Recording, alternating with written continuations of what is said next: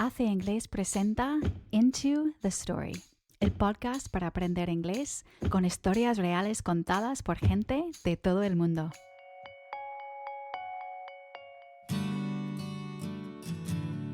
The year that some people take to travel after high school before starting university or work is often a very transformative experience.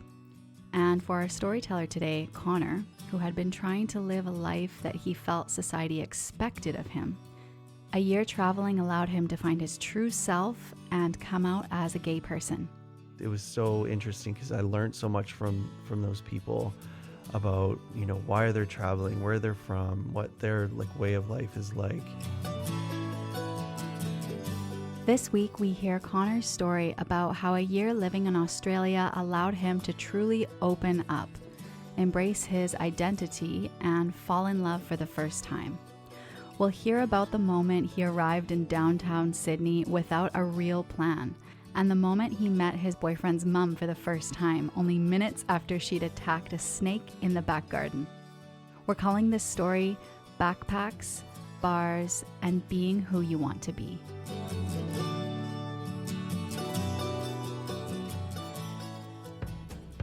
Before we begin listening, let's talk about some of the vocabulary and expressions you'll hear Conor say. Number 1, to fit into a mold.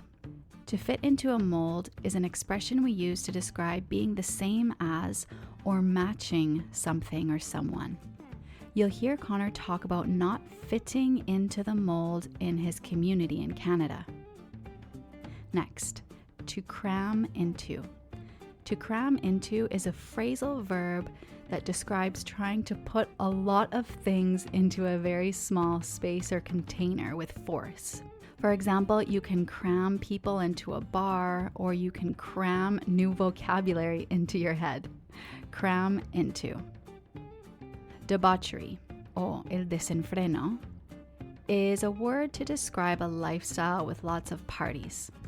Conor describes his life living with other travelers as being filled with debauchery. To fizzle out. Another very graphic phrasal verb that you'll hear Conor say. To fizzle out means to gradually fail in a bit of a disappointing way, or to finish weakly. For example, you can say that a relationship fizzled out. And lastly, to teach the ropes. This expression means to show someone how to do an activity. For example, on your first day of a new job, someone will usually need to explain how things work in that workplace and show you the ropes. If you need more help with understanding Conor's story, remember for each episode you can get a full vocabulary list and listening comprehension activities on our website, acingles.com. That's la letra A, letra C, ingles.com. Okay, let's get into the story. We lived in a town outside of Calgary, but closer to the Rocky Mountains. So it was sort of expected that if you were male, that you would, be on the football team, and that gave you a lot of status and popularity and that kind of thing. And I just never really, even though I attempted, I never really fit into that mold.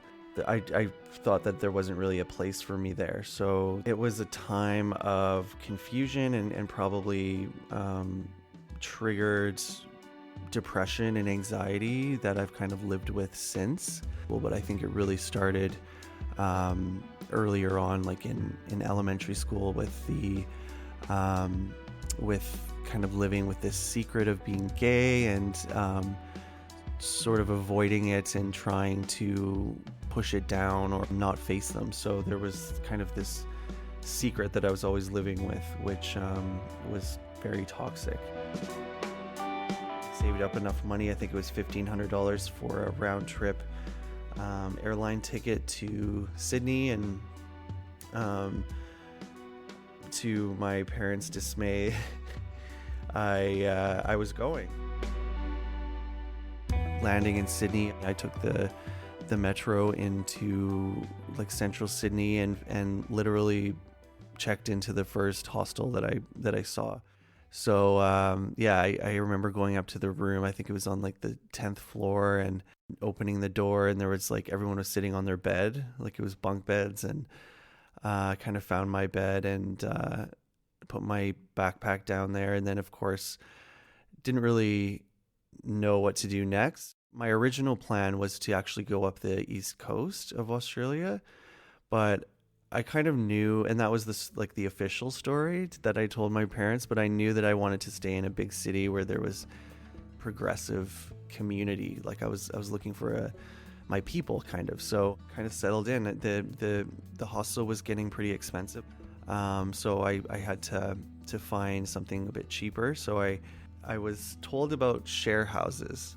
A Scottish traveler had said, "Oh, I'm going to move into this share house, and you should check it out. It was in Piermont, which is across the Darling Harbour, and it was quite a big house. It was like a mansion, like an old mansion, but I would be living with 30 to 40 other travelers, and it was like maybe a 10-room home, but it had like bunk beds in the rooms. So yeah, they just kind of crammed everybody in there, and it was an experience. Like, and it had a pool in the back, but it was freezing cold water.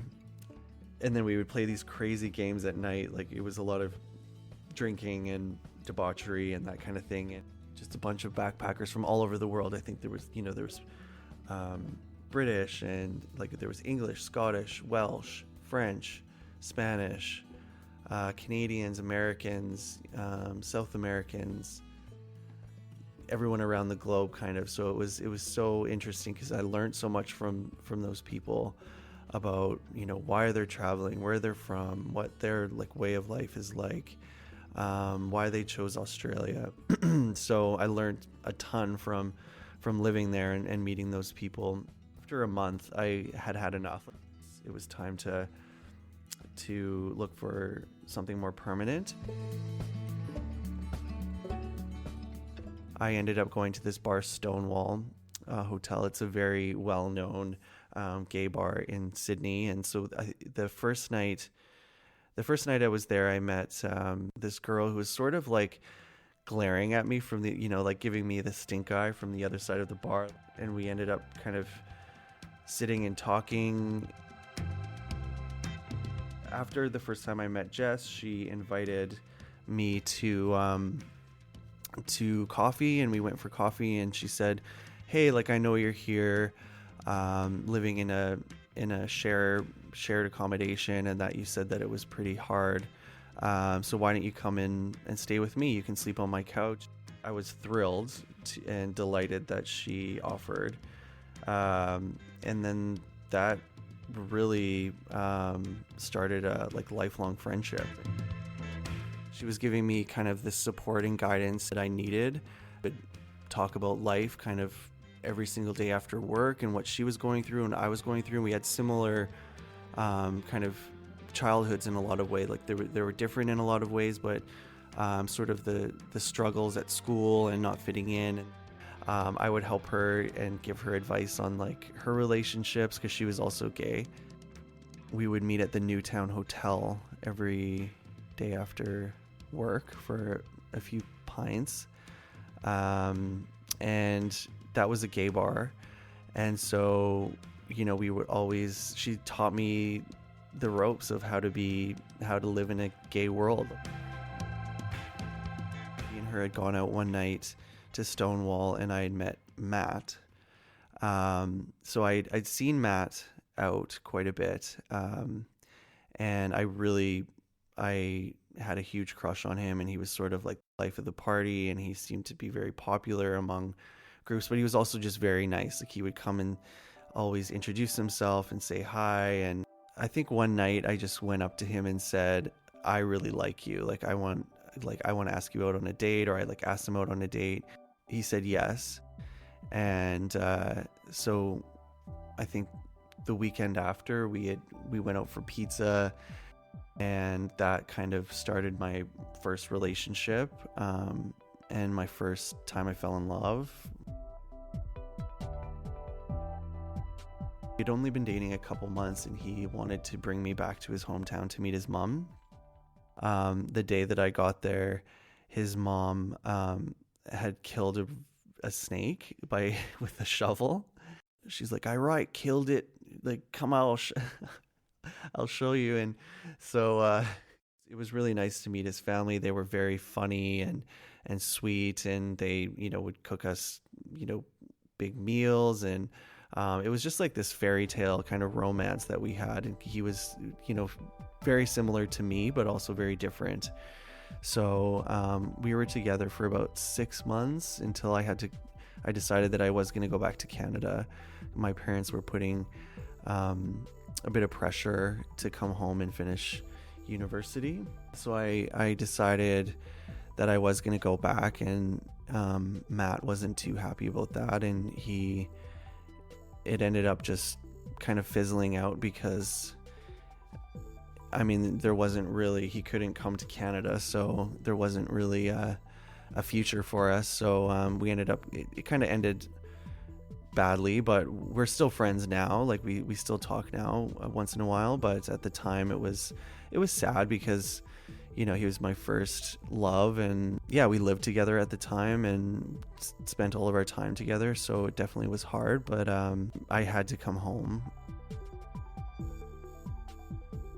I was really worried and scared of coming home because I had lived this lifestyle of being out as a gay person for a year, where I changed the way I dressed and how I styled my hair and the way that I talked, and everything had kind of changed, and it reflected more of who I was as a person. Like my outside personality was now sort of more in line with my inner self, or my true self.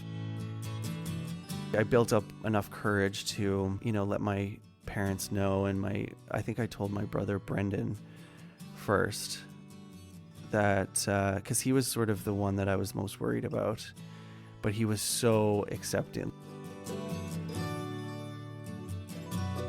That year really added to my character and to my story, as trying to figure out who I am and where I fit in, and being open-minded and accepting of who I am and who others are, and being grateful for the people and the things that I have in my life.